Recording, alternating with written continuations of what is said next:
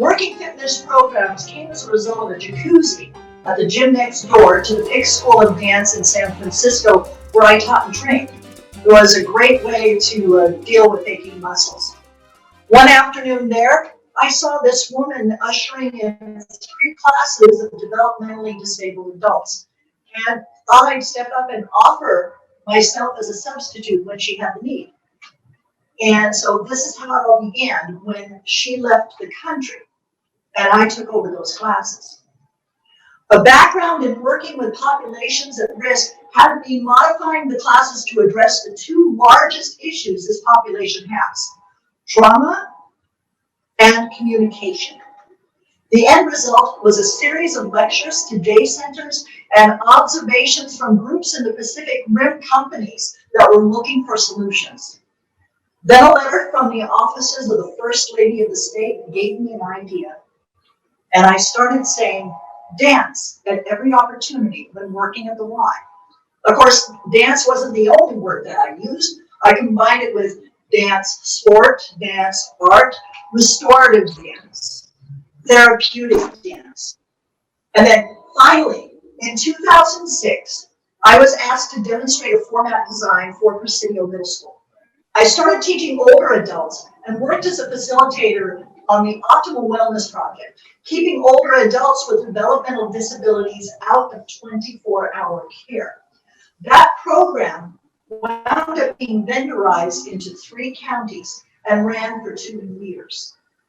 In 2009, I taught a 12-week after-school series to 3 groups of 4 to 6-year-olds at the Diabla Chinese Immersion School on Haight Street. Rumba, Cha-Cha, Chinese Tango were the subjects, and we interspersed them between the team building with cultural dances.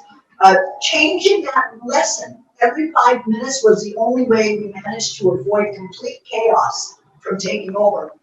And that end performance was absolutely wonderful. Following that, I moved to the Presidio location of Hawaii and started teaching all the older adult formats, adding personal training in 2010.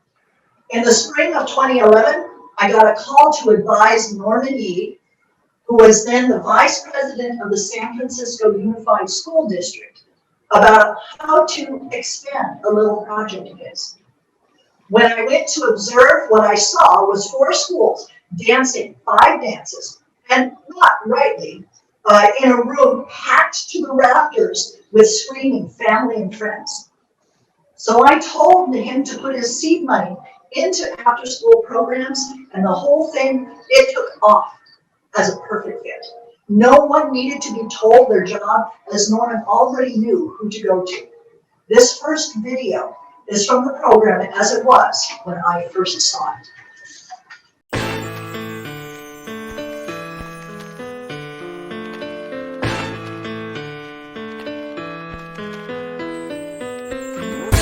It's the San Francisco Young Dancers Program.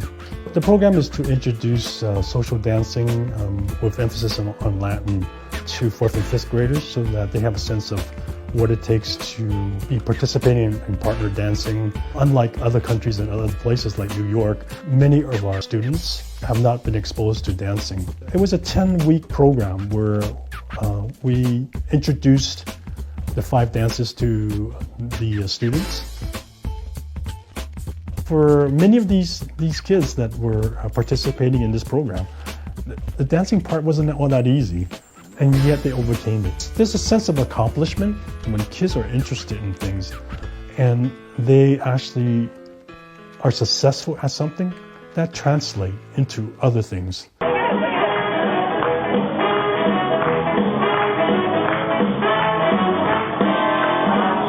You could see the joy they had in conquering that dance.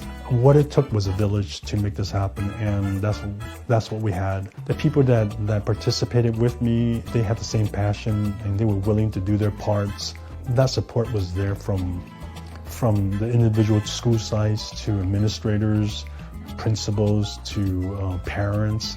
It was the passion of wanting kids to be exposed to as many things as possible so that it's a richer life for them. You could enrich your life by learning things that you thought was only part of somebody else's culture. That showcase day, I think it was a beautiful moment for everybody. I mean, the comments that I received from all the people that were there, from deputy superintendent to principals to teachers to parents, they all said the same thing. He said, this was such a wonderful program that the kids enjoyed. It wasn't just the students, but it was the teachers, the staff, and all those several hundred parents that showed up.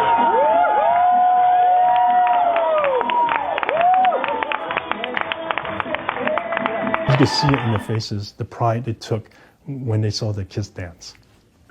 That sense of pride and joy of an accomplishment, you can't take it away from them.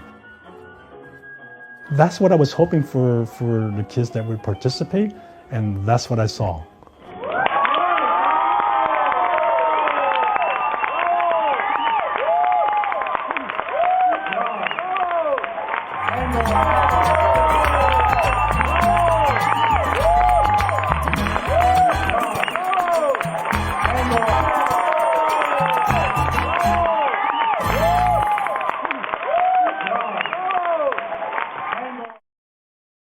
And so we worked the program for 2 years until Norman Yee ran a successful political campaign to become the District 7 San Francisco City County Supervisor. I then started petitioning Lee Whitefield, then president of the National Dance Council of America. And the following here is the material I sent to him ahead of time so that he could have some information about programs that I designed. When the Y discovered in 2012 what I was doing, I handed them the following contract.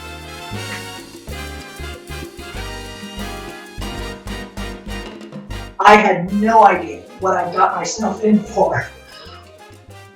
Petitioning politicians during the lobby period of summer sessions yielded positive results, as well as soliciting attempts by interested dance personnel to try to get into the system in their own cities, just for terms of opening discussions.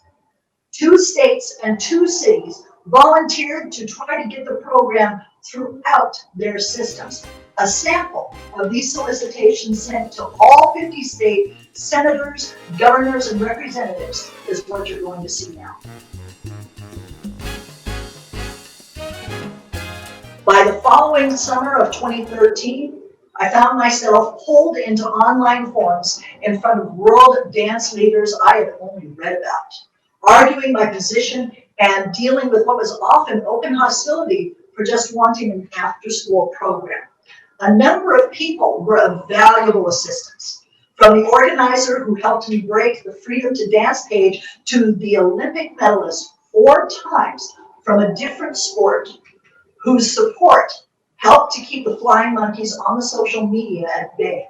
During this time, social media followings and procedures helped to build interest and promote the idea of changing the business models of the dance as a whole.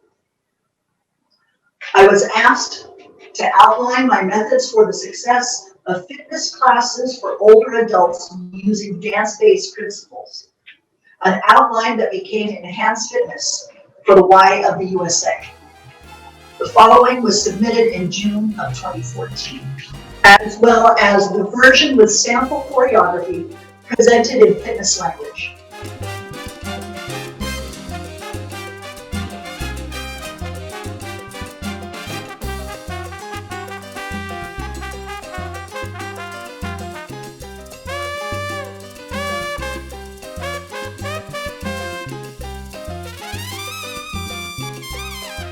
The program itself was rolled out in September of 2014.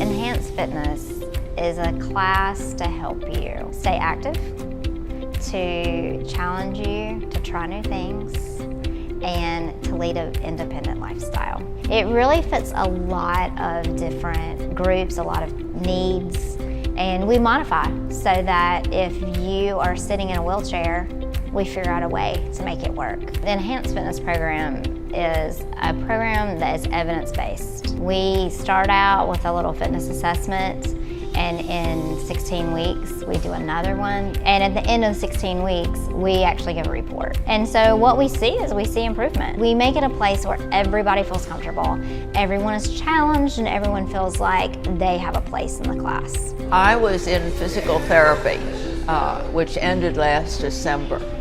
And I talked to my therapist about what could I do to continue the progress that I had made. She suggested that I come over to the Y and get into this class. I was diagnosed with a particular condition that meant I needed movement, and the class provided that for me. We always start with a warm-up, and then we do some balance exercises and cardio. We go into arm and leg weights. This class is endorsed by the Arthritis Association, and so you're not having to hold weights, so you can put them around your wrists and still participate. And then after weights, we have just some stretching and cool down. My balance has improved, my muscle tone, because we're using the arm weights and leg weights. I have built some muscle in my arms and legs both. I enjoy it. I like coming. Gets my day started. I mainly have noticed confidence, I think, in moving. And I always, walked a lot and things like that, but I fell once or twice, tripped, and then just, your confidence, you just don't feel the same. So this has helped with that. They're my friends, we're a family, and they're involved in my life and they give me advice. It's a great group of people, very diverse professionals and retired people, so it really is fun. I'm a recent widow, and so this was a way of getting out and having something I could do and would enjoy. So that's really, in many ways, what I get out of it, in addition to keeping my physical strength. We miss people when they don't show up today. We were kind of going through the people that weren't here today, so it really is important for everybody to show up. It passed the time before you know it. An hour seems hardly enough, but it's enough, but it seems hardly enough because it goes so fast. The day that I don't come, I feel something is missing. It's just fun, it's a community.